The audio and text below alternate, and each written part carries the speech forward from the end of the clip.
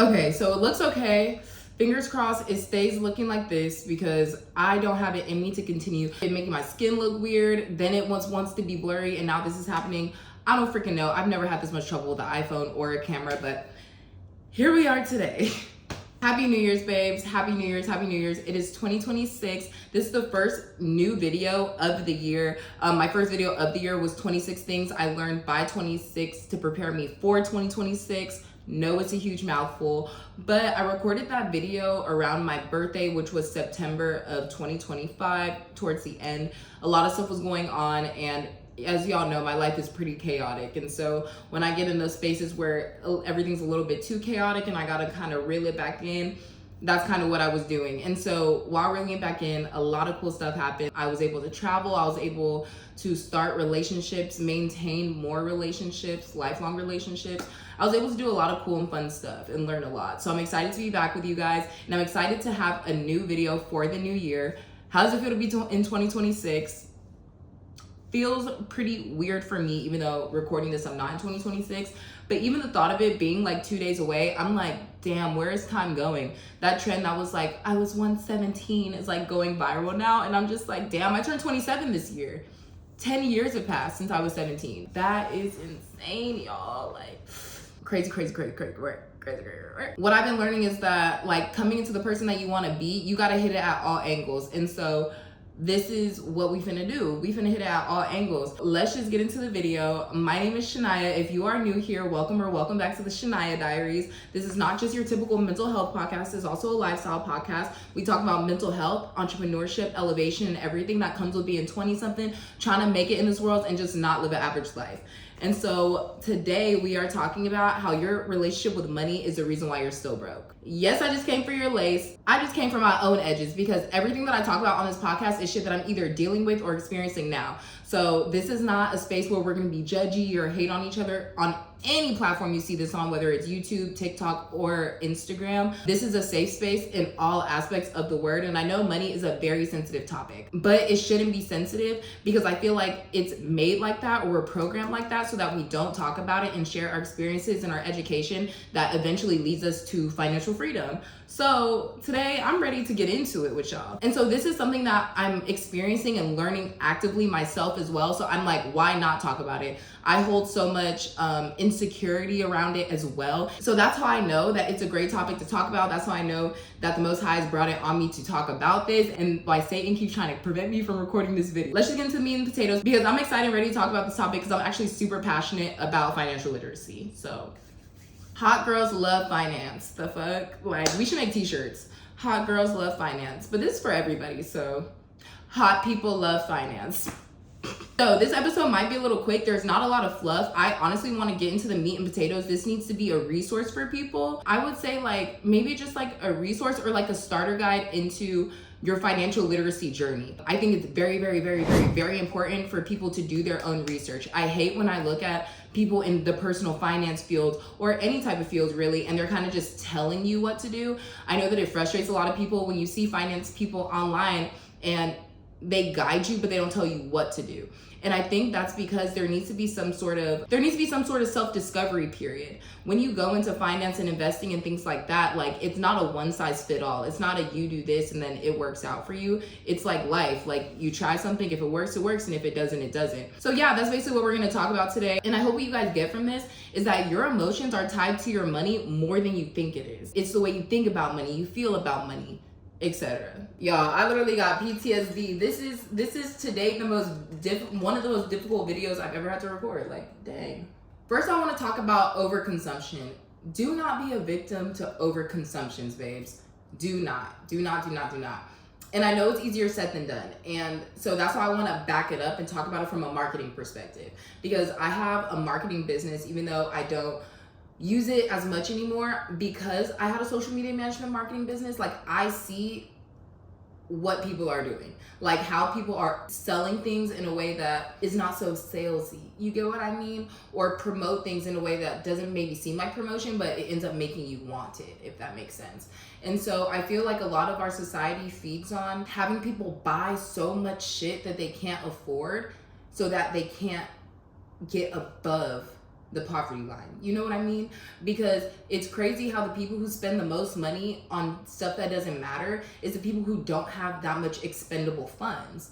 Again, talking from experience. Why are the majority of people who are low income eating fast food or buying fucking clothes on Fashion Nova or whatever the case may be?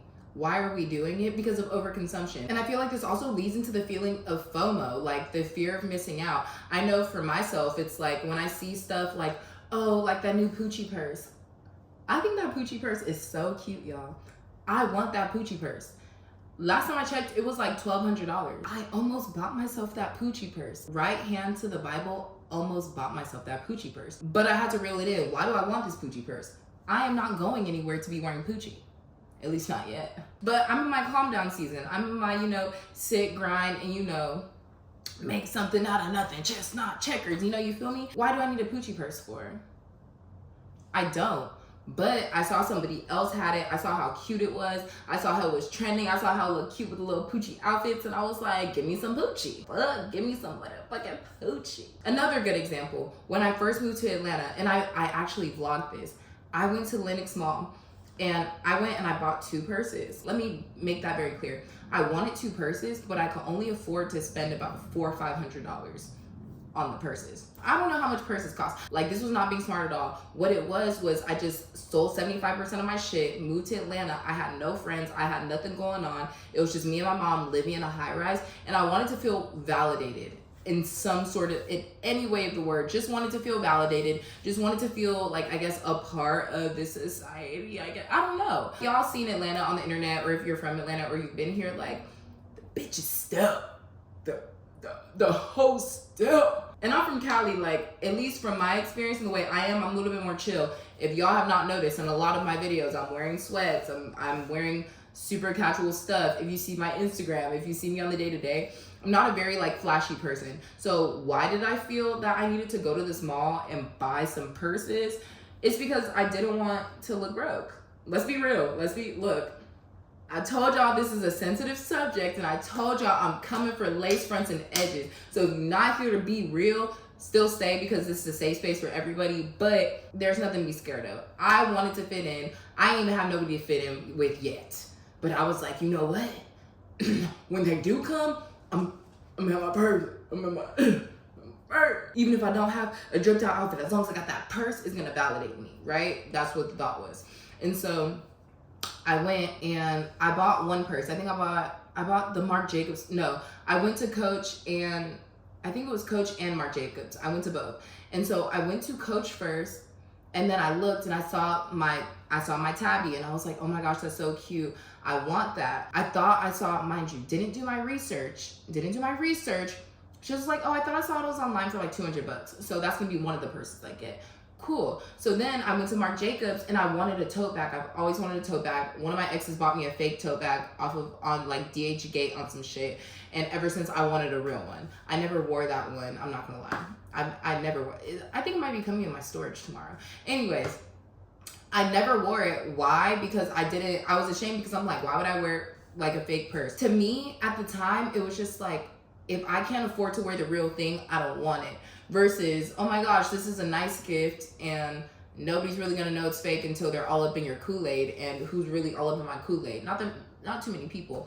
But I didn't want to feel like the embarrassment of someone being like, oh, that's a fake, and clocking my tea. You see how this is all tying into feelings? Okay, cool. All that to say, I wanted a Marc Jacobs purse. So I went to Marc Jacobs, and I saw the tote bag, and I was just like, damn, I was gonna get a black tote bag, but then I'm like, I'm not gonna get a black tote bag because the tabby I want is black. So then I got my tan one. Super cute, love it down. I don't regret these purchases because, again, I learned my lesson. But that first purse, y'all, they ain't got no price tag in that store for a reason. I went and I brought that purse up, and they were like, oh, it's like, I think they said it was like $375. Like, after taxes, like $375, almost $400. Oh, that's my whole budget. But you know what? I swiped that motherfucker. I said, it's gonna go through. I just got my last little bonus from my job before I moved. Swipe that motherfucker. So I swiped it, and I got the purse. And instead of going home, y'all, guess what I did? I went to Coach, and I went back to the tabby, because I was just like, you know what? I always tell myself no. I've been working hard. I haven't bought this was my first time buying myself a nice purse. and stuff. Well, I have a Telfar bag, but like I bought that for my birthday maybe like 3-4 years ago. So girl math was mathing it up, and I was just like, go back and get the tabby. So I literally walked in, I said, yeah, I want that one, ring me up. I was talking like I was employed still, y'all. I said, ring me the fuck up. So rang me up. That shit came out to that $375, another like $4. No, actually that bag, the Coach bag was more expensive than the Marc Jacobs bag. All that to say, y'all, I ended up spending like $850 to $900 that day in the mall on 2 purses. I was happy to have my purses, but I knew that that was not a smart decision. I knew that wasn't a smart decision at all. Even when I went home, y'all saw in the video, my mom was like, oh. Because I'm grown, my mom's not gonna tell me shit. But like, she definitely like clocked my tea, and at the time I think she knew that I was in a very sensitive space, and I wasn't really like, I don't know, like I don't even want to say in the right mind, because clearly I was in a good enough mind to go and swipe that card, but I think she knew that like I didn't need to hear it right then. Now that it's been like almost a year later and I look back at that experience, I'm just like, you were acting out of emotion because you were insecure, because you just left everything you knew. And so you were looking around you like, oh shit, what can make me feel whole? What can make me feel like I belong here? And you went to purses. And in turn, I had those purses, and I did not make a friend here maybe until like June or July. So that was like 3-4 months of me just having purses and just sitting in the house with them, or like going out with my mom with them. And again, I don't regret the purchases, but like everything that I thought and like imagined, it didn't happen just because I bought the purse. And I think it also stemmed from like being younger and always being told no, like because my parents couldn't afford to do certain things, or like maybe they just didn't fucking want to, like because it's their money. I adapted this habit like as an adult where it's like, I'm not gonna tell myself no. If I want it, I'm gonna get it. If I wanna eat this food, I'm gonna get it. There's food in the fridge. I'm still finna go and eat some fucking crab legs. And that was a mindset I developed and I carried with me up until now. And now I'm in my mid-20s, and it's like, crap, I need to be reprogramming my brain into thinking about more saving and investing, and realizing that FOMO, you don't know how these people got their shit. For one, we're in Atlanta. You don't know how people got their shit. It could have been a gift. They could have worked hard for it, whatever. And it doesn't matter, because that purse does not make them any more or less valuable than it makes you. Even on social media, it's like, oh, I want to post that I'm in this outfit. I want to post that I'm here eating dinner. I caught myself thinking that, well, maybe if I go eat dinner here with my mom and I post this and like stuff like that, like maybe that'll make me feel more validated. Maybe that'll make me feel like more or less of a dumbass for selling all of my shit and moving to Atlanta. All of it did nothing. I spent all that money and it did nothing for me. It didn't make me feel any more whole. It didn't make me feel any more seen. Honestly, I was just sinking deeper and deeper into depression, self-loathing. Like, that's the one thing I will not say is I don't pity myself. I don't feel bad for myself. I can feel sad at my circumstances, but I don't pity myself. So it wasn't a pity aspect. It was just like, damn, girl. Okay, well, you already did it. I'm saying all that to say, figure out why you're spending money the way you're spending it. Like, think about what you're feeling as you're spending it. Think about what emotions it brings up. Yes, you're excited in the moment, but what is leading you to that purchase? Because I'm not gonna lie, it wasn't just I was looking at both those purses for years, even when I had 2 jobs working all the time. Why did I wait until that moment to buy both of them?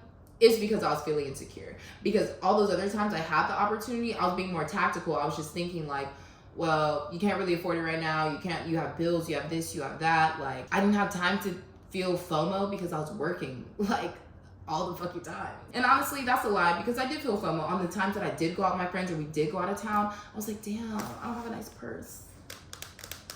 But what is a nice purse with no money in it? And that goes into the next topic. Your identity should not be based in funds or what you have, like your stuff. The mindset of keeping up with the Joneses, and that because you have more stuff, it makes you more valuable, because you can have all the stuff in the world and still be poor. Y'all ain't never seen someone who made money and lost all of it and they're still fronting like they do. Yeah, those are the main people who are out in these bars, out calling people broke and doing this and doing that. And I feel like, especially like as women, it's very easy to do it as well, because especially like in the nightlife space and things like that, hopefully I'm hitting a plentiful audience, but Working in nightlife, especially, like when you're one of the girls, when you're one of like the hottest bartenders, bottle girls, waitresses, servers, you know you gotta be tea. You know you always gotta have that on. You know your hair, everything has to be slayed and laid, whatever. And so I also, when I was coming into womanhood and adulthood, I was around a lot of people like that, like a lot of women who were trying to impress each other more than what they cared about for themselves. And again, people don't like to admit it. Shit, if it wasn't for the standard that I had to uphold, do you think I would have been wearing a wig? I don't give a fuck. Me, Shaniyah, like in my heart and soul and core, I don't give a damn. I show up on the internet every day, damn near in a bonnet on and eye bags. I don't care. But for the purpose of representing and making money and doing all that shit, yeah, I definitely put that shit on. I definitely have that wig on, definitely have that makeup on, definitely have two little ones too. It's like going from that mindset where it's like you're making a lot of money, spending a lot of money on maintenance, on experiences, on being that girl, to going into this world where it's like you don't need to do that. I do everything I need to do from home. I go to the gym. I spend time with my boyfriend. I have all these things that mean way more than the stuff that I had. But I even still catch myself in moments like, damn, like, I wish I could take my boyfriend to that steakhouse, because I used to go to steakhouses all the fucking time. And I see blah, blah, blah, and them at a steakhouse and they're together and it looks so cute. Or thinking like, damn, like, I kind of want a wig on my next vacation, because like, I remember I used to wear wigs all the time, and I know all of my friends are getting wigs and I want to be one of the girls too. I catch myself slipping into those mindsets sometimes still, instead of realizing like, you are where you are for a reason. Yes, you were blessed and you were able to experience having abundance and being able to turn up and be that girl, stuff like that. And not saying it's never gonna happen again. It's just not where you are right now. If you hold so much of your identity in the stuff that you have, you're not gonna realize, or for this instance, I wasn't able to realize that it's the same Shaniyah, the Shaniyah that made all that money and was the it girl and had the weave and the money and whatever, and the Shaniyah now who's more of a homebody, more family oriented, more growth and savings investing oriented. It is the same Shaniyah. I just lived in different seasons, and that's why it's so important not to tie your identity into what you have and the money that you make, because if you do, you're gonna get lost when you leave that identity one day, because not everything is forever, and that's okay. I think we need to be grateful for the blessing that we were even able to experience it in the first place. And this next point is something that I am struggling with actively. Like, talk to my family and my boyfriend about this like last week, like this last couple of days. This next point that we're talking about is spending within your means. And I know it's something that we all don't like to do, because like I said earlier, I don't like to tell myself no. Especially when I've been working hard, I don't like to tell myself no. And honestly, spending within your means, what I'm learning is not telling yourself no, it's maneuvering and adapting so that you can tell yourself yes. Like, for instance, buying groceries on vacation. So when I took the cabin trip back in November to Tennessee, when we first got there, we went to the grocery store so we can get some groceries so that one of the days we could eat inside the house. And I enjoyed it so much. I feel like it made the cabin trip even sweeter, because yes, we still went out, we still had a good time. We were also able to come back in and make a meal together and eat. And it was like a little feast, and it was so cute, and it was just so wholesome. Like, I think that was one of my favorite parts of the trip, honestly. And we would have never had that part of the trip if I let my ego and insecurity be like, oh, I don't want to get groceries, I want to go out to this steakhouse while we're out of town, and just reverting back to what I was used to. Another thing is wearing clothes you may already have. My boyfriend brought this up to me. We were talking about like vacation, because he travels a lot and I'm trying to get into traveling. I'm very new to traveling. I was basically saying like, damn, I need new clothes for this vacation, whatever. And he was like, why do you need new clothes for vacation? Just wear the clothes you already have. I was like, maybe it's a girl thing. Like, we need to have new clothes every time we go to a new place. Like, yeah, I have 20 different bathing suits. Like, what's the problem? Like, I need a new bathing suit for Punta Cana. I never been to Punta Cana. I want a new bathing suit to post in Punta Cana. Like, just for an example. And so after he said it, he was just like, oh, okay, cool. Like, whatever, do what you gonna do. But I sat back and thought about it, and I was like, damn, like, why do I think like that? Why do I feel like I need a 22nd bathing suit or a 21st bathing, like, you know what I mean? And I realized it's because I didn't want to post pictures in the same bathing suit that I wore before. Why the fuck does it matter? Does it matter more to you to be able to actually go on the trip and get to experience something new, or to have new clothes? I feel like it depends on your priorities. Like, by all means, if you have it, do it. I'm not saying that, because trust, when I get wealthy, I ain't finna be flashy, but there will be signs. I'm saying if you do not have it, analyze what is important to you. Because if going on the trip is important to you, you may have to cut some costs while you get there. Like for instance, I don't get my lashes done anymore. I don't care. I am a lash cluster girly. Please, $12.99 on Amazon. It looks just like your individuals to me. And it's not practical. Like I like to sleep on my face and either way. I like doing lash clusters. Another thing is sometimes for some, like last 2 years ago, when I went on the cruise, I couldn't afford to get my hair done. So I retwisted my own hair. I have locks now. I didn't need no fancy style. And I was very insecure about it. I'm like, damn, everyone has their hair done and my hair's not done. But then I realized I got locks for a reason, because they're low maintenance, because they're versatile, whatever the case may be. And I still look cute and I was still able to do my little 1-2. It did not stop the vibe. It did not stop the trip. It's your mental that's stopping you from being able to enjoy things because you're not able to do it at the scale that you see other people do it. Not all bags are meant for you and it's not always your time, and that is okay.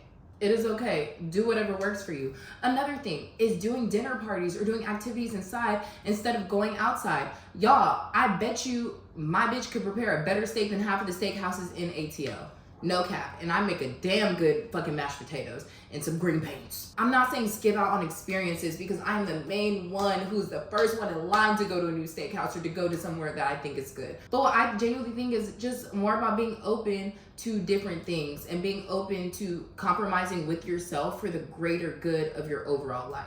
We don't know how long we're gonna live for. So yes, there is that whole YOLO mentality. I remember when I was younger, YOLO was a huge thing or whatever. Stand for something or fall for anything. You have to care about something. I know a lot of people do not want to be poor for the rest of their life. And I know that you're watching this video either because you love me, you support me, and you wanna watch my video, or because you genuinely do not want to be poor and broke for the rest of your life and you're wondering how the fuck are my emotions tied into the way that I'm spending money. But yeah, all that to say, spend within your means. Still do the fun stuff. Still hang out with your friends. Still go out of town if you can afford it. Still go get your hair done. Still go get your nails done here and there. But do it within your means. For instance, right now, I got my hair done probably about 2-3 weeks ago. I don't plan on getting my hair done again until next April for my cousin's wedding. So guess what? Until then, it's retwist and washes at home. That's just another way for me to save money. But yes, all that to say, fuck the Joneses. You don't know if the Joneses are scammers, stealers, or they inherited that shit. Or you don't know if they worked hard for that shit and ended up getting it. Do what you gotta do to be able to live and enjoy your best life and still be able to come home and still be able to pay your bills, still be able to pay your rent, and still be able to look at yourself in the mirror because you did not max out your credit card. So the next topic is you are not as broke as you feel. You just don't know how to allocate your funds. I talk about Ramit Sethi a lot because I do feel like he has a lot of great gems. Create a budget that works for you. Create a system that works for you. Everyone's budget and system is not the same. So the system that I follow is Ramit Sethi's conscious spending plan. So 50% of my check goes to fixed costs, which are monthly costs that happen every month, I guess, however the fuck you say that. Then 30% is my guilt-free spending, so whatever I want to spend that on. 10% is for investing, and another 10% is for saving. And so he tells you can make your CSP however works for you. The reason I have mine structured like that is because that doesn't include whatever I'm putting into my retirement fund for my retirement. So my extra 10% for investing is going to go to my half of it. 5% goes to my Roth IRA. And then the other 5% of it goes into an emergency fund saving or some last minute I need to pull money out saving. And the 10% of investing goes into my brokerage account where I'm trading or buying new investments or whatever the case may be. So the reason why I decided to adopt this budget was because I was literally getting my money and being and always feeling broke. Always feeling like I'm living paycheck to paycheck. And don't get me wrong, I'm still living paycheck to paycheck, but it feels differently. And it only feels differently because the systems I put in place. And I'm seeing that I am not broke. I'm still able to save. I'm still able to invest. I'm still able to spend the money that I want to spend. And I'm still able to pay my bills. I just have to do it smarter because I am not rich. I have to have a system to be able to make this work for me and to really help me be able to live a happy life. Finances are the reason why a lot of people are upset and miserable, including myself. It still affects me. Sometimes I'm damn, I need to make more money. I need to do this. I need to do this. I need to do this. And yes, if you feel like you need to make more money, go ahead and get it. Go chase your dreams. Do what you got to do. Also, just know that what you have can work for you. And I know that this is not an end all be all statement. I understand that there's people who are genuinely not making enough to pay their bills. I get it. You have to do what you have to do to survive. But if you are able to, do not just get scared and pause and do nothing, because that's when you're gonna miss out on your opportunity. Even if you're able to save and invest $50 a month. A lot of people are spending $50 a month on coffee, on fast food, on subscriptions, on all these things that you would be able to cut out if you choose so. You're able to cut these out and allocate them into something that's gonna benefit you in the long run. Make a budget, make a system that works for you so that you're able to allocate more of your funds where you want them to, so that you're not working for the rest of your life. I know the average, I think they pushed back the average retirement age to like 68 or 69, and it used to be 65. They're doing that for a reason. They're setting up the system to where we are going to be working for the rest of our lives if we're not smart and intentional with our money young. But again, that's why a lot of the propaganda and the marketing are towards younger people, because they know we're more likely to spend the money because we're not looking at the bigger picture. We're not looking at retirement. We're looking at next year's fucking Bora Bora vacation. You know what I mean? Like, it is what it is. And those are also for different reasons. I think I might get into a whole nother episode about that too, because I feel like our generation, we're so like choosing ourselves, choosing our mental health, choosing our dreams, choosing just, going after and going to get it rather than just doing it the systematic way or the society's way. That's a whole nother video topic. And so for the last topic is, if you do not change how you feel about money, you are going to continue to mismanage. You are worthy of being rich. You are worthy of being wealthy. You are worthy of even being able to live not paycheck to paycheck. You are worthy of living your rich life. You don't need permission to want to be successful and happy and fruitful. So therefore, change your mindset around it. You deserve to live a long, happy, financially free life. So save that $50 and invest it. You deserve to be happy and healthy and to be able to afford to be able to send your kids to college. You deserve to be able to pay for that $1,000 emergency. So put away $100 a paycheck till you're at $1,000. You know what I mean? Like, set yourself up for success. Continue to challenge this way of thinking, because a lot of our ways of thinking about money has stemmed from our environment or the way we grew up, like our parents and what we've been taught. They don't talk a lot about money management in school unless you like really seek it out. It's really up to you to seek out the information to change your financial future. You need to heal your relationship with money so it becomes an asset rather than an adversary. Your money is meant to be an asset. Your money is meant to make money for you. You need to work smarter, not harder. How do you think all these billionaires and millionaires and all these other people are doing it? You could become a millionaire by working a 9-to-5 job. They do not like to promote that, because guess what? It takes a lot of discipline. It takes a lot of asset allocation. It takes a lot of seeing the bigger picture and staying down and staying disciplined and sticking to whatever budget or system that you created to be able to get there. But especially if you start off in your 20s, there are ways for you to become a millionaire. I'm not saying billionaire, because we know that is a whole different ballgame. But you can become a millionaire working a regular job and investing. They don't want us to think that is possible though, because they want us to continue working for the rest of our lives and then go on Social Security and then be able to get a part-time job so we can continue to keep working for their companies while they sit there and give their children their companies and they inherit it and they never have to work a day in their life. They don't know what the fucking company's about. And the last experience that I want to share about this topic, because I feel like it's very important and it's a direct example, and it shows you if you do not change how you feel about money, you are going to continue to make the same mistakes no matter how much more or less money you make. When my dad passed away, all of my credit cards were maxed out. All of them. When I got the check when he passed away, I spent some of the check on paying off all of my debt. I said, I want to pay off all my debt. I want to start back right. I want to do it the right way. You know what I mean? Keep paying the credit cards off. Do what I need to do to get my credit back up. Cool. So I paid off all of my debt. I was back in debt in a month or two because I did not change my spending habits. I did not change the way I felt about money. I paid off that debt and I felt so good, like, oh my gosh, my debt's paid off, whatever, to go back and just do the same thing. That's counterintuitive. And I don't even want to say that's not what you're supposed to do, because it's your life. Do what you want to do.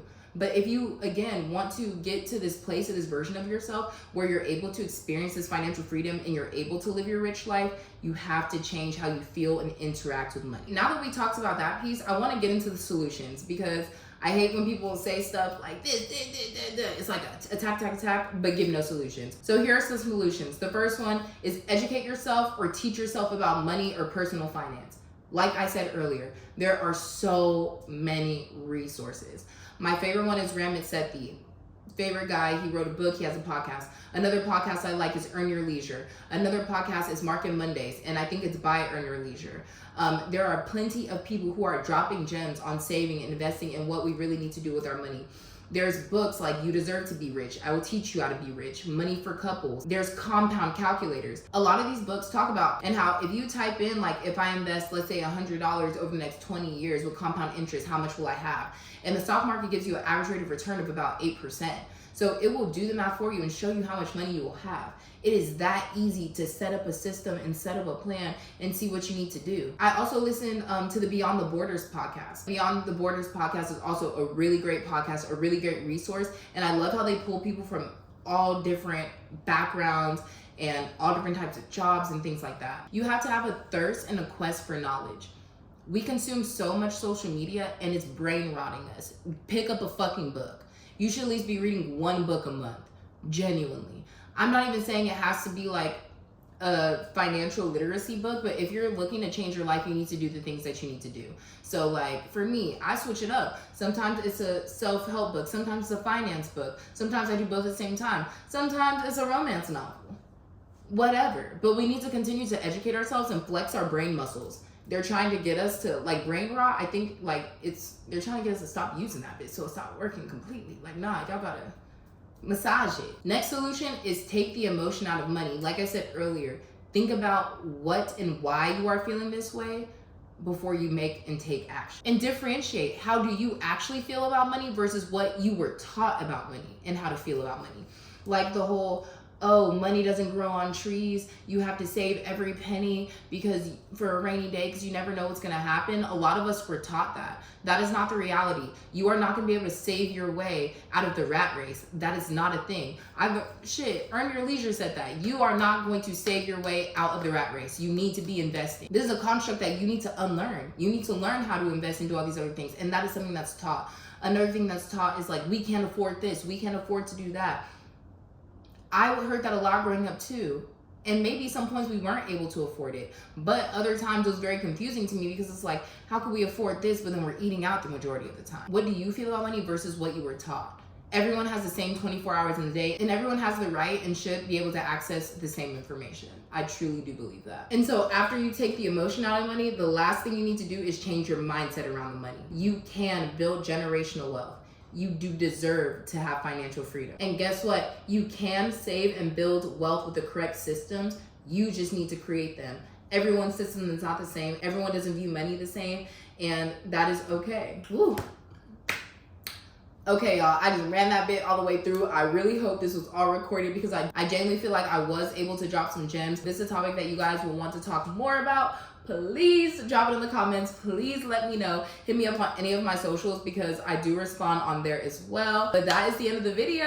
I really hope this was a great way to start the year, guys. I'm so excited for the new year. I'm so excited to see what this podcast is gonna bring. I'm so excited to see what blessings I'm gonna get outside of the podcast. Just in life in general. But don't forget to follow me on all of my socials. Hit me up there. So excited. I love you guys so much. If you ever need me, do not hesitate to reach out, and I will see you next video.